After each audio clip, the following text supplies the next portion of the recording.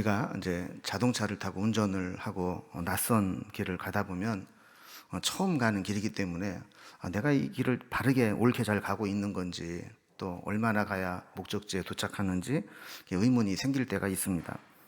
그때 이렇게 교통 표지판을 통해서 그 방향이 내가 원하는 방향으로 하는 게 맞다는 것을 보게 되고, 또 거기까지 몇 킬로가 남았다라는 것을 이제 알게 되면 내가 잘 가고 있구나, 이런 생각이 들면서 또 힘을 내서 목적지까지 가게 되는 것이죠. 우리의 인생 여정, 우리의 신앙 여정도 그렇습니다. 우리는 늘 내가 지금 가고 있는 이 인생길, 신앙 여정이 올바르게 잘 가고 있는지 확인을 좀 받을 필요가 있습니다. 그래서 만약에 내가 지금 신앙생활 잘하고 있다, 내 인생을 잘 살고 있다 라는 확신이 생기게 되면 우리의 삶은 더 힘있게 확신에 찬 걸음으로 나아갈 수 있습니다. 그러나 우리는 때로 어떤 큰 고난을 겪거나 힘든 상황들을 만나게 되면 내 인생이 왜 이렇게 꼬일까? 왜 나는 이렇게 힘든 삶을 살아야 될까? 이런 생각이 들면서 나의 가는 길이 참 힘들게 느껴지고, 또 고통이 심해질 때에는 내가 이 고통을 끝까지 잘 감당할 수 있을까? 그리고 이렇게 고생만 죽도록 하고 고통만 당하다가 내 인생이 끝나는 것은 아닌가 하는 그런 생각이 들기도 합니다. 자, 이러한 상황은 요한계시록을 받아 읽게 될 성도들의 상황이었습니다.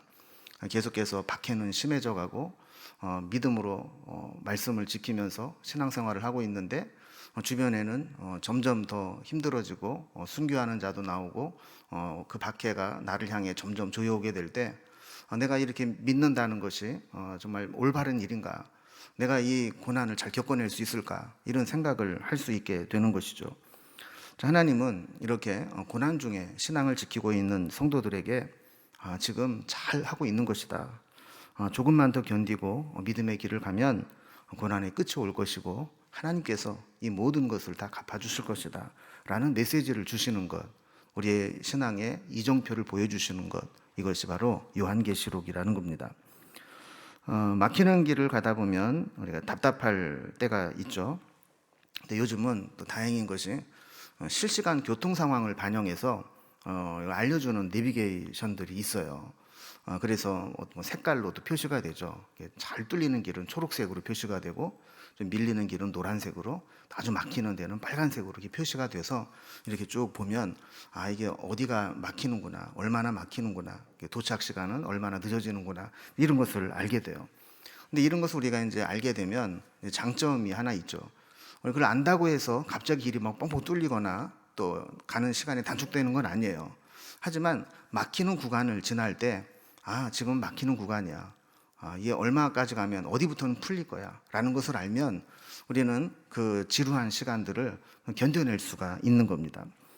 마찬가지로 요한계시록의 말씀을 통해서 신앙생활을 하면서 막 고난 가운데 지금 핍박을 받고 있는 성도들은 지금 이 고난의 시기가 이렇게 지금 진행이 되고 있고, 이런 상황들이 끝나고 나면 이렇게 전개될 것이구나 라는 결말을 우리가 알게 된다면 힘들고 고통스러운 시간들을 보내지만 참고 기다리고 그것을 계산하면서 견딜 수가 있다라는 겁니다.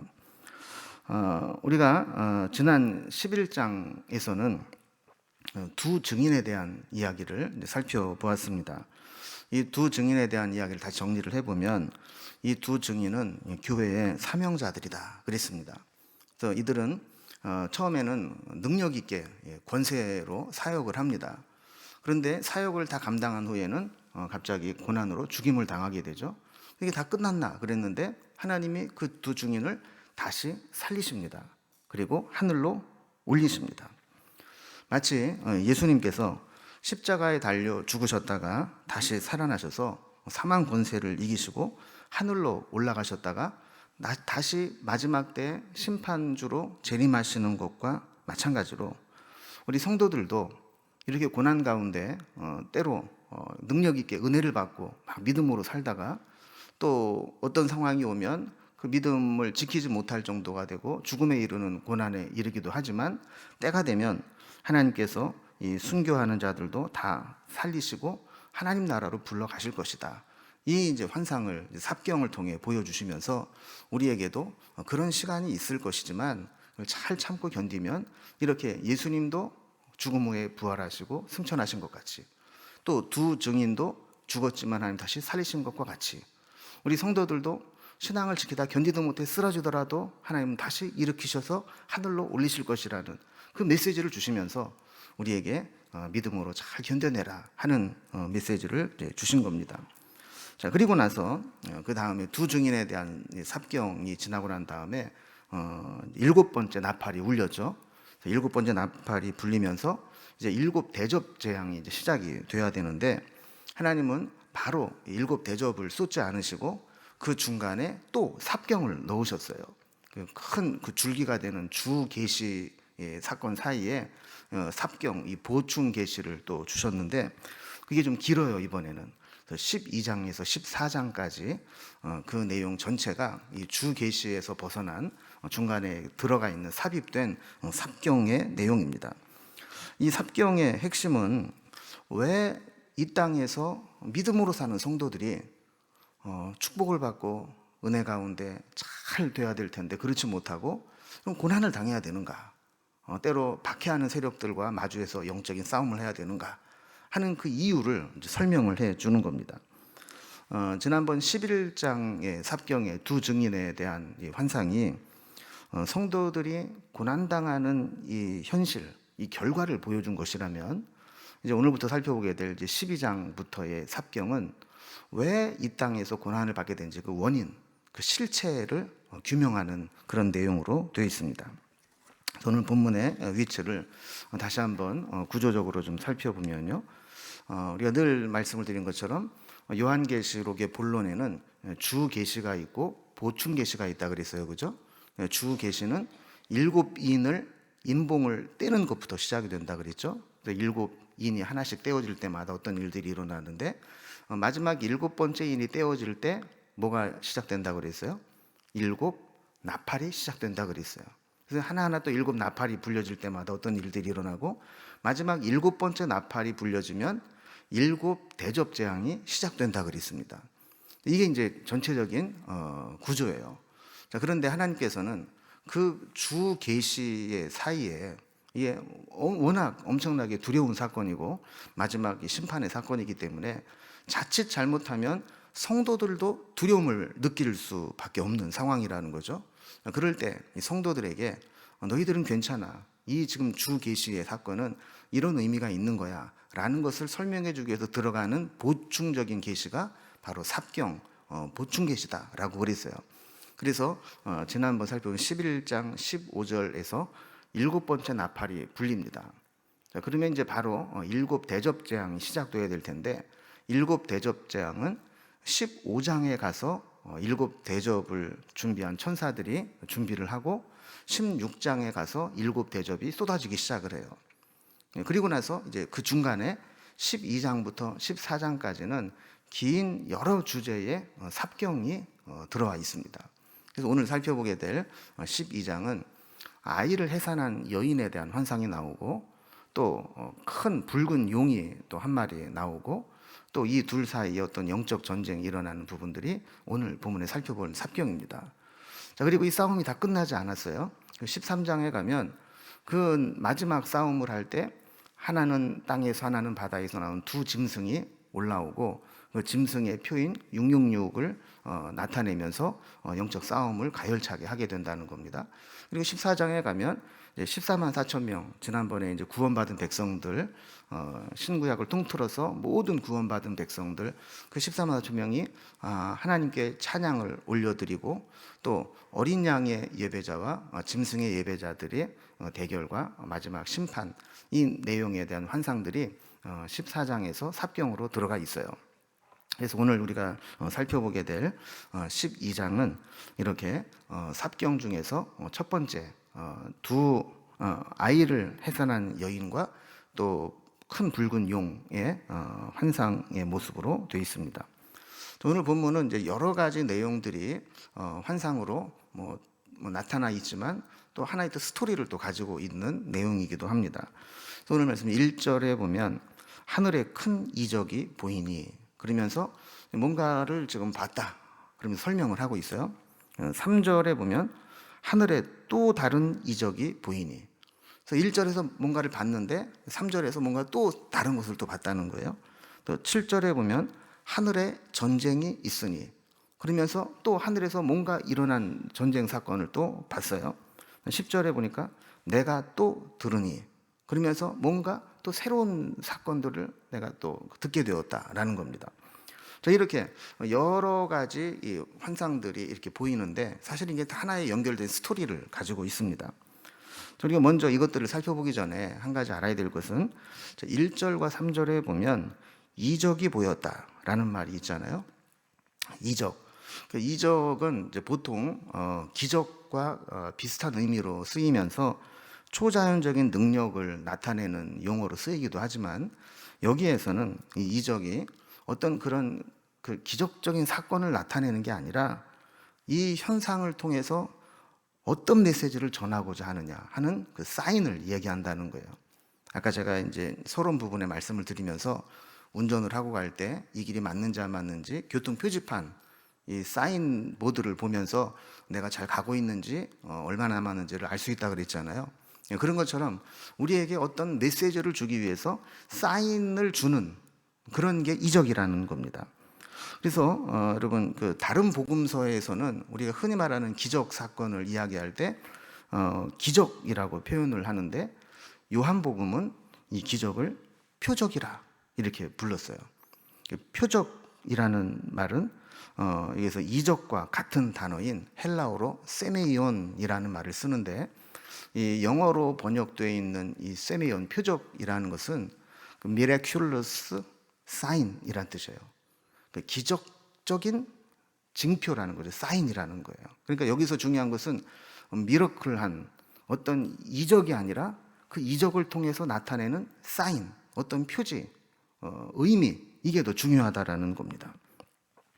아까도 말씀드린 것처럼 이런 여러 가지의 계시들을 사인으로 우리에게 보여주시는 것은 그 의미가 뭐냐가 중요하다라는 거예요. 어떤 모양을 가지고 있느냐가 중요한 게 아니라 그 모양을 통해서 우리에게 보여주고자 하는 메시지, 의미, 사인이 뭐냐라는 겁니다. 그래서 우리는 그 사인들을 점검을 하면서 우리가 지금 신앙생활을 잘 해나가고 있는 건지, 지금 우리의 현실과 또 말씀 사이에서 우리가 막 갈등하고 고민하고 때로는 회의가 오고 의심이 생기기도 하지만 이게 지금 잘 가고 있는 건지, 이거를 점검해봐라 하는 게 바로 이 표지판의 역할을 하는 사인이고, 그것이 여기는 이적이라는 말로 표현이 된 겁니다. 오늘 본문에서도 요한에게 주신 계시의 사인들이 여러 가지가 있는데 그거를 하나하나 좀 점검을 해보겠습니다. 먼저 첫 번째로 요한이 본 것은 한 여인의 모습을 봅니다. 그래서 1절, 2절에 나오는데요. 1절, 2절에 등장하는 여인의 모습을 이렇게 보면 이걸 뭐 글로 묘사하거나 또 뭐 그림으로 이렇게 그려봐도 이게 뭘 의미하는 건지 잘 알 수는 없어요. 1절, 2절을 한번 다시 봅니다.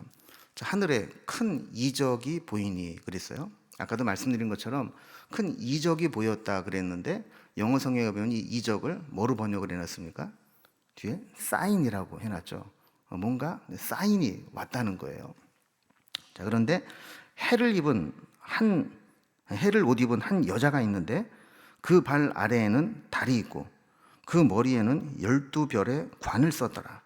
이 여자가 아이를 베어 해산하게 되매 아파서 애를 쓰며 부르짖더라 그랬습니다. 그러니까 보세요. 어떤 옷을 입냐면 태양으로 옷을 입었다는 거예요. 얼마나 이게 밝고 빛나겠어요? 그리고 발에는 뭐를 밟고 있다 그랬습니까? 달을 밟고 서 있다는 거예요. 머리에는 관을 썼는데 이 관이 12별로 되어 있는 관을 쓰고 있다는 겁니다. 여러분, 옷 자체가 태양처럼 아주 밝고 빛나는 옷을 입고 있다라는 것은 매우 영광스러운 존재다라는 것을 상징하는 것이고, 달을 밟고 있다라고 하는 것은, 여러분, 달이 하는 역할이 뭡니까? 밤에 어두울 때 어둠을 비춰주는 역할을 하잖아요. 어두운 세상, 어두운 현실에서도 이 세상을 밝힐 수 있는 권세를 가지고 있는 자다, 발 아래 두고 있다, 이런 것을 의미하는 겁니다. 또 그 다음에 이 여인의 비밀을 알 수 있는 대목이 나오는데, 여기 보면 머리에 12별의 관을 썼다. 그럼 별은 요한계시록에서 뭐라고 설명을 하고 있죠? 이 별은 요한계시록 1장 20절에 보면 일곱 별은 일곱 교회의 사자라 그랬어요. 그 별은 교회의 사자, 교회의 일꾼, 교회의 지도자를 의미하는 거예요. 자, 그런데 그 교회의 12교회의 사자들을 관으로 쓰고 있다. 그러니까 이 얘기는 무슨 얘기냐면 이 여인은 교회라는 거예요. 그 성경이 우리에게 지금 보여주는 이 여인은 하나님이 세우신 교회인데, 이 교회는 마치 하나님의 영광을 드러내면서 해를 옷 입은 것처럼 그런 존재이고, 영광스러운 존재이고, 달을 밟고 있는 것처럼 어두운 세상에서도 빛을 비추는 그런 역할을 하는 그런 존재이고, 이 12명의 교회의 사자들을 머리에 두고 있는 그런 존재가 바로 여인이고 교회라는 겁니다.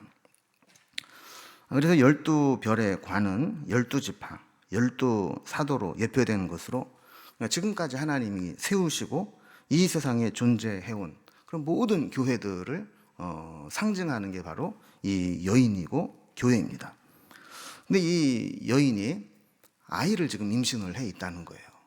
아이를 임신을 해 있는데 해산하기 위해서, 해산할 때가 되어서 산고를 겪으면, 산통을 느끼면서 출산을 하기 위해서 그냥 막 애를 쓰고 힘을 주고 지금 출산 직전에 있는 모습을 좀 보고 있다는 겁니다. 자, 그리고 두 번째 보이는 게 있어요. 3절에 4절에 보면 큰 붉은 용이 또 보입니다. 이 여인의 모습을 지금 보고 있는데 한쪽 옆에 또 다른 모습이 보였어요. 3절과 4절을 보면 하늘에 또 다른 이적이 보이니 그랬어요. 그럼 여기서도 보면 또 다른 이적 그럴 때 another sign 이렇게 번역을 해놨죠. 아까도 말씀인 것처럼 이것은 어떤 그런 능력이나 기적적인 사건이 아니라 어떤 사인을, 우리에게 또 다른 사인을 우리에게 주었다라는 거예요. 근데 보라 그러면서 한 큰 붉은 용이 있어 머리가 7이요 뿔이 10이라. 그 여러 머리에 7 왕관이 있는데 그 꼬리가 하늘의 별 3분의 1을 끌어다가 땅에 던지더라. 용이 해산하려는 여자 앞에서 그가 해산하면 그 아이를 삼키고자 하더니 그랬어요. 여인의 모습을 보다가 갑자기 용의 모습이 툭 튀어나오니까 이 요한이 얼마나 깜짝 놀랐는지 보라! 그리고 소리를 질렀어요. 자, 그리고 이제 그 본 용을 설명을 합니다. 큰 붉은 용이 있는데 머리가 7이고 뿔이 10이라는 거예요. 그럼 여기서 크다라, 용이 크다라고 하는 것은 이 사탄을 이야기하는데, 용은 사탄의 권세가 그만큼 강하다는 것이고, 이 불다라고 하는 것은 이 계시록에서 붉은색은 항상 피를 상징하는 색이거든요.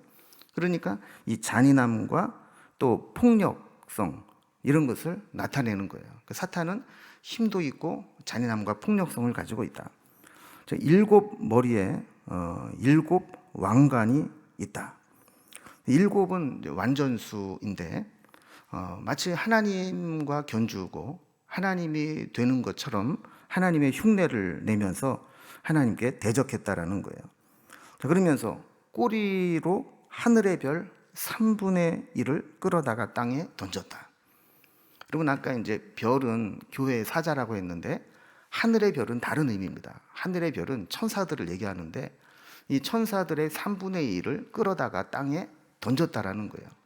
그러니까 자기가 마치 하나님이라도 된 것처럼 하나님 코스프레를 하면서 하나님과 대적하면서 땅에 떨어질 때 자기만 나온 게 아니라 그 꼬리로 그 타락한 천사들 3분의 1을 데리고 이 땅에 같이 내려왔다라는 것을 설명하는 거예요.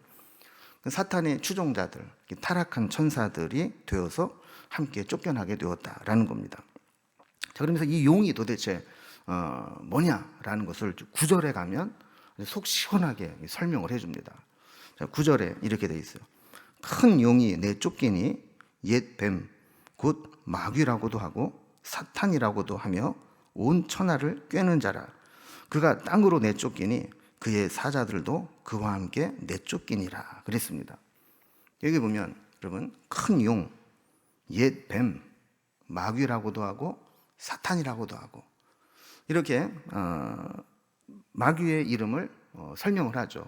큰 용이다, 옛뱀이다, 마귀다, 사탄이다. 근데 이들을 특징 짓는 설명들이 계속 나와요. 그게 뭐냐면 꾀이는 자다, 대적하는 자다, 참소하는 자다, 또 이간질하는 자다, 파괴하는 자다, 이런 의미를 가지고 있다라는 겁니다. 그런 자들이 하나님께 대적하고 하나님 백성들을 꾀이고, 우리가 좀 잘못하면 하나님께 참소하고, 사람들 사이에는 이간질을 시키고, 하나님과 우리와의 관계, 우리와 우리와의 관계를 파괴시키고, 이런 일을 하는 게 바로 큰 용, 옛뱀, 마귀, 사탄이 하는 짓이라는 거예요. 여러분, 옛날에 에덴 동산에서 하와와 아담을 꿰어서 타락하게 만들었던 옛 뱀이 있습니다. 그 뱀을 하수인 삼아서 하나님을 대적했던 마귀가 이제 사탄, 큰 붉은 용이 되어서 여기에 나타나게 된 것입니다. 사탄은 7머리를 가지고 있다 그랬어요. 머리가 7이다라는 얘기는 아주 교활했다라는 것이죠.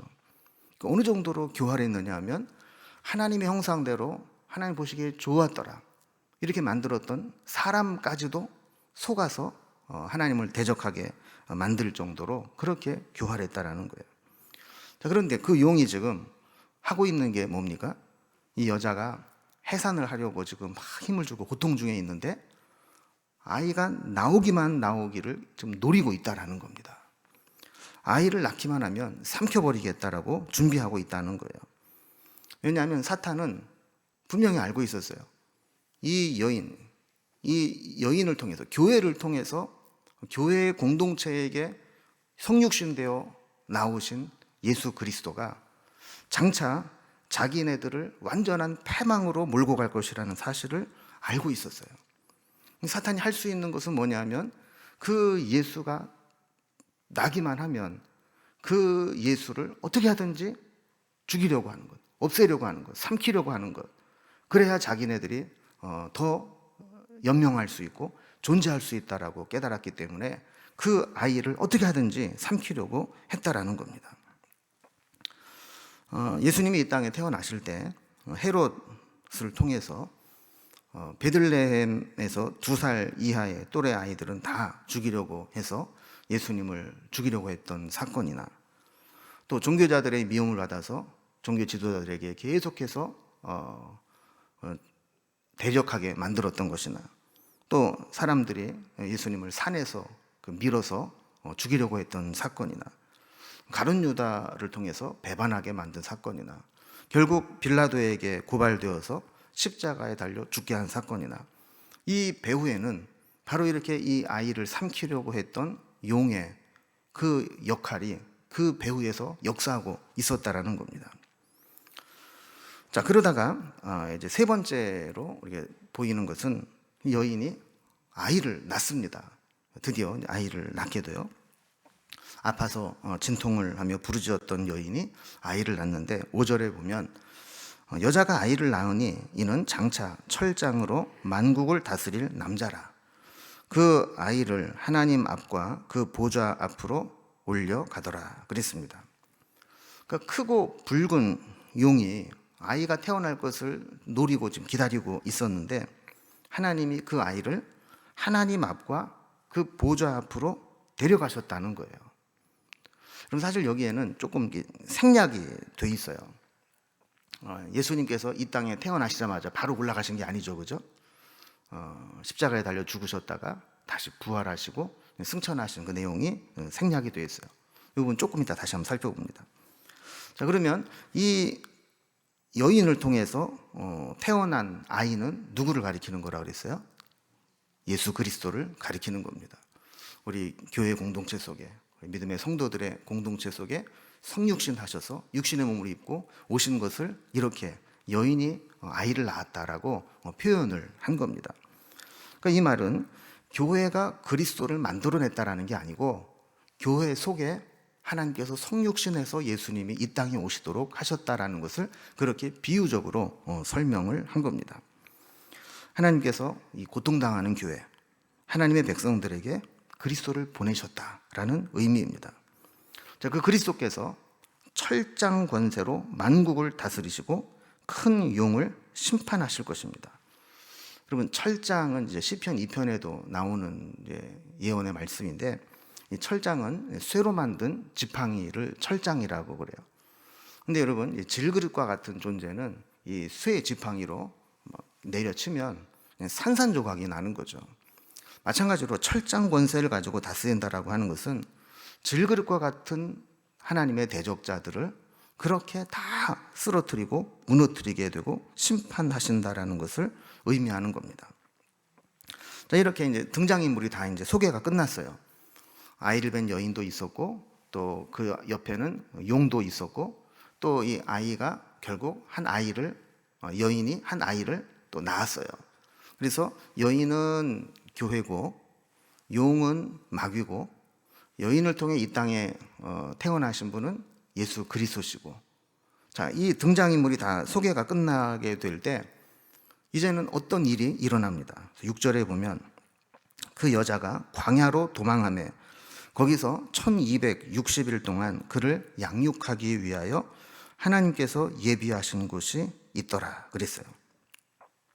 여러분, 사탄은 여자가 낳은 아이, 그 그리스도를 삼키려고 했는데 일단은 삼켰죠.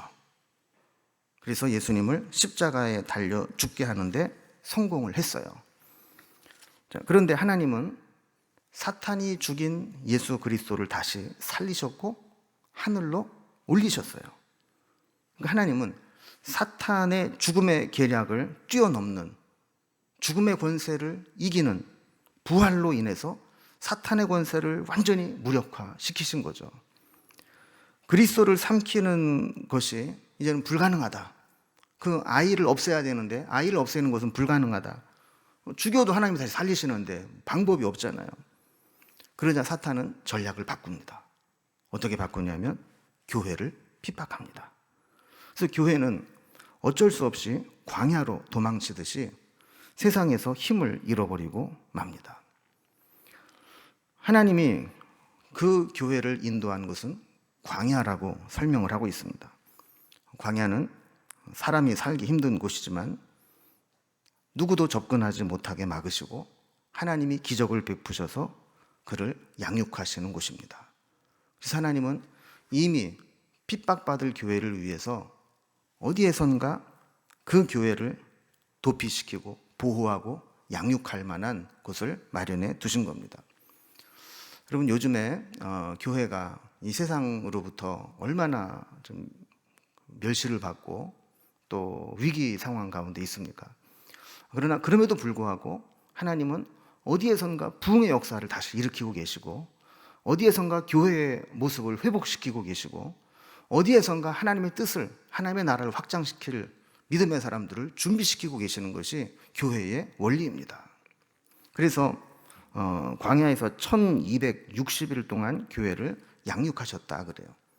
여러분, 1260일 그러면 생각나시죠? 지난주에 우리 11장을 살펴볼 때 42달과 같은 의미입니다. 42달, 42개월은 1260일, 42달을 곱하기 3하면 1260일이 되고, 이것을 연으로 환산하면 3년 반이 되고, 이것을 다른 곳에서는 3일 반으로, 그리고 이것은 다니엘서 7장 25절에는 한때, 두때, 반때, 오늘에도 보면 또 한때, 두때, 반때가 또 나오잖아요. 그래서 이렇게 일정 기간 동안 하나님께서 그 박해받는 교회가 사탄의 공격을 받으면서도 하나님 그 교회가 소멸되지 않도록 다시 교회를 일으키시는 그런 기간이 있다라는 거예요. 여러분, 지금 앞으로 한국 교회에 대한 전망이 그렇게 밝지 않습니다. 부정적인 요인들이 훨씬 더 많습니다.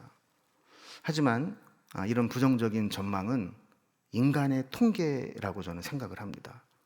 하나님이 역사하시고 하나님 어떤 새로운 방법을 일으키시면 그 초라한 성적표를 가지고 있고 그 부정적인 분위기를 가지고 있는 교회를 할지라도 다시 하나님께서 보호하시고 양육하시는 그 속에서 다시 성장해서 힘을 얻고 일어나게 될 줄로 믿습니다.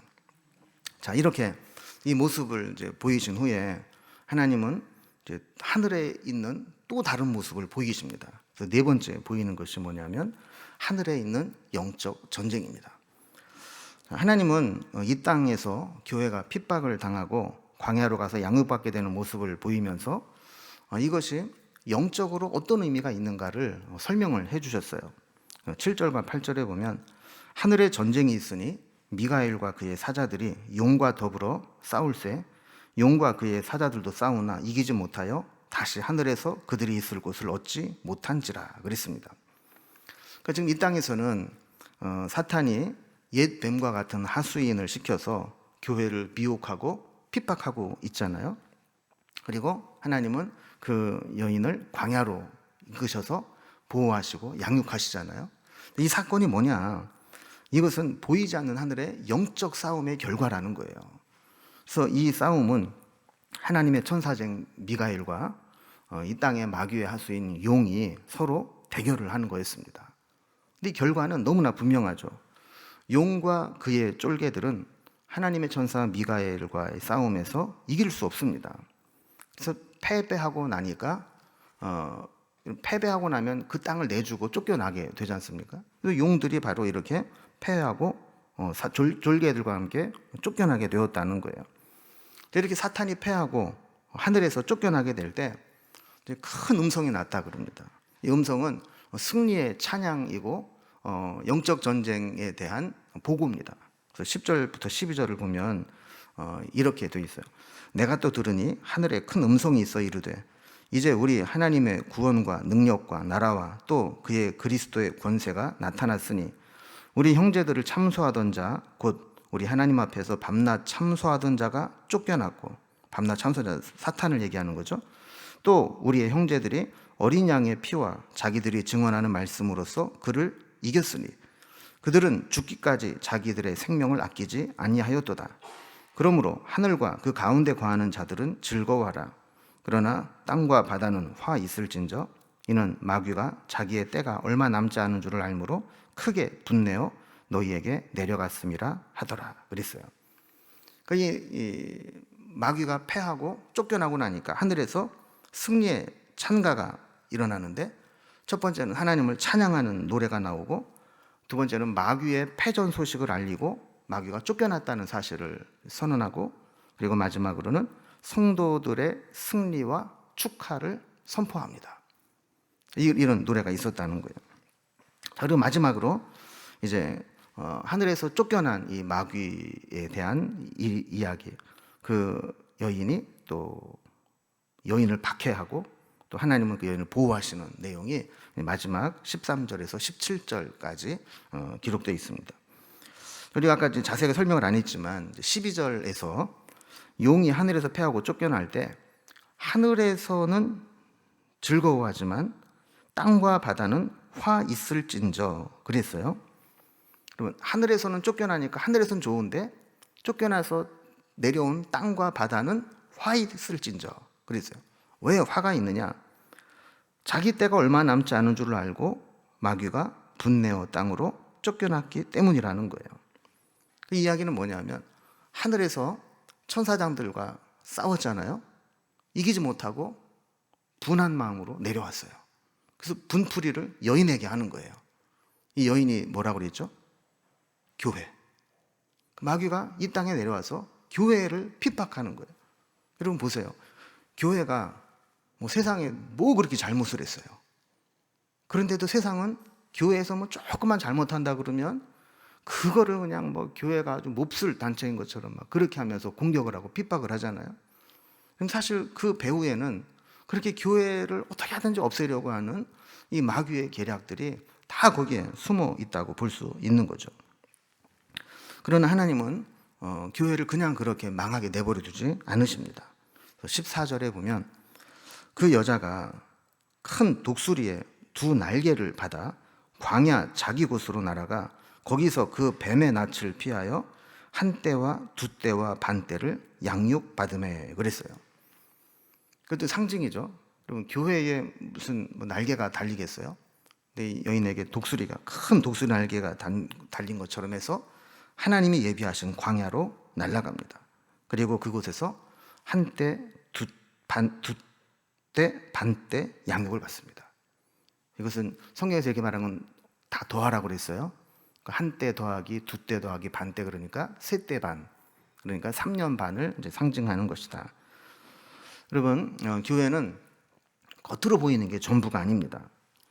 마지막 때 교회는 세상으로부터 공격을 받고 때로 비참하고 초라해 보일 정도로 세상 중심에서 밀려나서 설 자리가 없는 것처럼 보일 수 있지만, 하나님은 교회를 보호하시고 세상으로부터 지키시며 조용히 그 시간에 교회를 양육하는 시간으로 만드시고 그 고난의 시기를 이겨낼 힘을 기르게 하신다는 겁니다. 결국 우리가 마지막 때를 살아가면서 우리의 가장 중요한 것은 뭐냐면 말씀으로 양육받는 겁니다. 그럼 마지막 때가 가까울수록 그냥 교회만 왔다 갔다 하는 신앙으로는 우리의 신앙을 지키기가 어렵다는 겁니다. 하나님께서 교회를 광야로 불러내서 한때 두때 반때 동안 양육하시는 이 모습을 우리에게 보여주시는 것을 보면 우리에게 정말 필요한 게 바로 양육받, 말씀으로 훈련받는 거라. 여러분, 교회가 독수리 날개를 입고 광야로 가서 하나님의 보호를 받는데 15절에 보면 이 사탄의 공격이 끝나지 않습니다. 15절에 보면 여자의 뒤에서 뱀이 그 입으로 물을 강같이 토하여 여자를 물에 떠내려가게 하려 하되 그랬어요.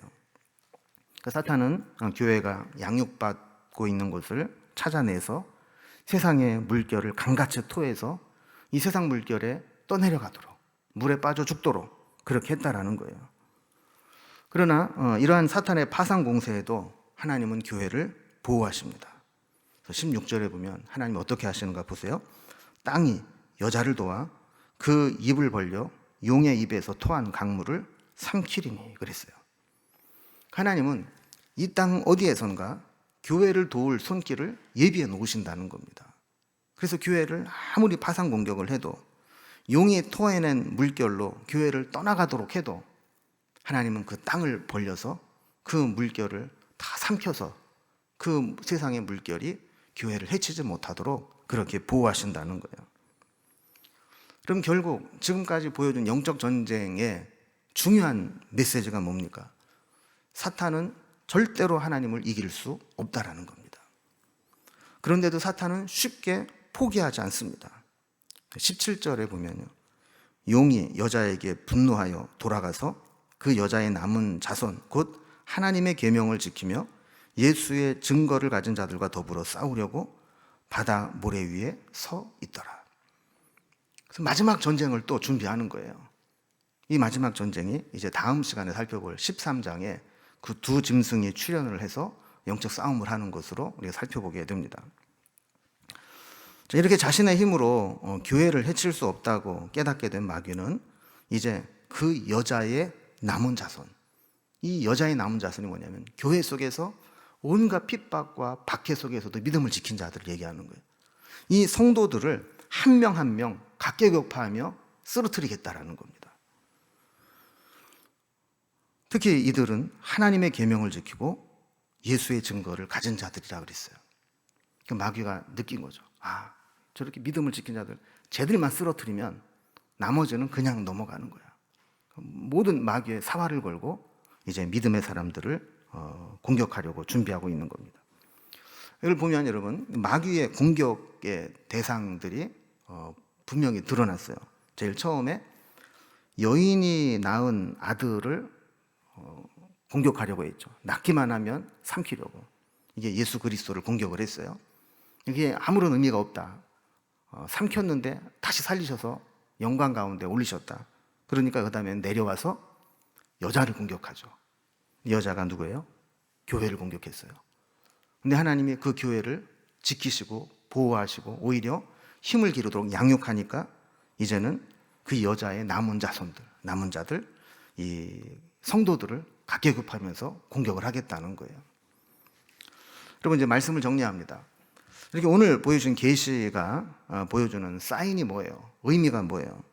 그것은 마귀가 아무리 하나님을 대적하고 교회와 성도들을 핍박하고 공격해도 하나님은 끝내 교회와 성도들을 지키고 보호하시며 양육시켜서 최후의 승리를 얻게 하실 것이라는 메시지입니다. 그러니까 우리는 눈에 보이는 현실만 보고 요즘 교회가 왜 이래? 믿는다는 게 정말 잘하는 건가? 이렇게 하지 말라는 거예요. 교회는 마치 해를 옷 입고 달을 밟고 12별을 관을 쓰고 있는 것처럼 영광스러운 존재고 하나님이 끝까지 지키시고 돌보는 게 교회라는 겁니다. 그래서 교회가 마지막 소망이라는 거예요. 우리는 눈에 보이는 것만 보지 말고 영적인 세계를 볼 수 있어야 된다는 겁니다. 그렇다면 이 최후 승리를 얻으려면 우리 성도들과 교회는 어떻게 해야 될까? 오늘 본문에 중요한 열쇠들이 있습니다. 여러분, 가만히 있는다고 해서 저절로 승리를 얻는 게 아닙니다. 아까도 말씀드린 것처럼 양육이라는 단어가 반복해서 나오고 있죠. 여러분, 성도들은 절대로 교회를 떠나서는 안 됩니다. 이 이야기는 교회에 출석을 해야 된다, 온라인 예배 드리면 안 되고 현장 예배를 드리는 이 얘기가 아니고 우리 신앙의 끈이 교회로부터 멀어지면 안 된다는 거예요. 어떤 사람은 그러죠. 내가 교회만 안 나가서 그렇지 나 성경 다 알아요. 나도 마음으로는 다 믿어요. 그럼 그거 가지고는 안 된다는 거예요. 이제 마지막 때에는 교회를 통해서 붙어 있어야 되는데, 여러분, 우리가 교회를 다니는 가장 중요한 이유가 뭡니까? 저는 제가 착각을 한 게 있었어요. 뭐냐면 온라인 예배를 드리고 교회에 못 온 적이 있었잖아요. 그러다가 교회에 오고 싶어가지고 그냥 막 교회에 막 오시는 그 모습, 저도 처음 20%라도 예배를 드리게 될 때 얼마나 마음이 뭉클하고 감동이 되든지. 근데 알고 봤더니 저보고 싶어서 그런 게 아니라 우리 교인들끼리 서로 보고 싶어가지고 그렇게 교회 그래서 오랜만에 오나 교인들끼리 펄펄 뛰고 그냥 그러잖아요. 그러니까 정말 이 예배를 드리고 싶고 하나님을 만나고 싶고 그런 것도 있지만 교인들이 궁금하고 우리 같이 신앙생활 했던 사람들 만나고 싶고 이래서 교회에도 오고 싶은 그런 것도 사실은 솔직히 있잖아요. 그죠? 근데 여러분, 우리가 진짜 교회에 와야 되는 이유는 그런 교제를 위한 게 아니에요. 진짜 우리가 교회에 붙어 있어야 되는 이유는 교회에서 봉사하고 일하고 교제하고 구제하고 이걸 위해서 교회에 와야 되는 게 아니에요. 이거는 2차적인 거예요. 마지막 때 가장 중요한 것은 교회를 통해서 양육을 받아야 돼요. 우리의 신앙이 계속 성장해야 돼요. 여러분, 은혜 받았다고 해서 제대로 된 양육을 받지 못하고 바로 일을 하게 되면 어떤 현상이 일어나느냐 하면 상처를 받아요. 감당할 수 없는데 일을 먼저 하다 보면 여기저기 부딪히고 상처를 받게 되는 거예요. 그래도 그냥 끝까지 붙어 있으면 남들 승리할 때 같이 승리는 해요. 그런데 다른 사람들은 영광 가운데 강건하게 승리를 하는데 그런 사람은 부상병이 돼서 승리를 하는 거예요. 자기는 상처받고 힘들어 죽겠고 이러면서 그냥 억지로 겨우 구원받는 그런 결과를 가져오게 된다는 겁니다. 여러분, 우리는 어디까지 양육받아야 될까요? 우리의 신앙이 어디에 이르기까지 훈련받아야 될까요? 11절에 보면 또 우리 형제들이 어린 양의 피와 자기들의 증언하는 말씀으로써 그를 이겼으니 그들은 죽기까지 자기들의 생명을 아끼지 아니하였도다. 어린 양의 피와 말씀으로 마귀의 공격을 이겨낼 수 있을 정도로, 주의 일을 하면서 어떤 시험과 상처가 와도 그것을 말씀으로 이겨낼 수 있을 정도로 훈련받고 양육받아야 된다는 거예요. 또 믿음으로 자기의 생명도 아끼지 않고 싸울 수 있을 정도로 충성스러운 믿음이 될 때까지 양육받아야 된다는 거예요. 17절에서도 또 우리에게 교훈을 줍니다. 그 여자의 남은 자손 곧 하나님의 계명을 지키며 예수의 증거를 가진 자들과 더불어 싸우려고. 그러니까 우리가 마귀와 영적 싸움을 하려면 하나님의 계명을 지키고 그리고 예수의 증거를 가지고 있어야 된다는 겁니다. 여러분, 이런 기준에 비추어 볼 때 우리의 신앙은 어떻습니까? 충분히 훈련받은 베테랑 군인입니까? 아니면 아직도 부족합니까? 여러분, 교회에서 서바이벌 프로젝트를 하고 또 예배 시간에 말씀으로 이렇게 온라인으로 계속 제공을 하고 뭐 이렇게 하는 이유가 뭐냐면 우리가 비록 예전처럼 자유롭게 모이지 못하더라도 그런 것을 통해서도 말씀을 붙잡고 훈련받고 양육받고 믿음이 성장하라는 거예요.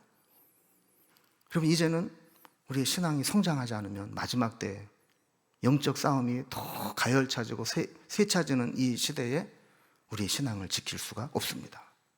그래서 우리는 오늘도 신앙생활을 잘하고 있는지, 우리의 믿음의 길을 잘 가고 있는지 우리 말씀 앞에서 우리 자신을 스스로 점검해 보면서 마지막 때에 능히 영적 싸움에서 이길 수 있는 그런 믿음으로 양육되고 훈련될 수 있기를 주님의 이름으로 기원합니다. 기도하겠습니다.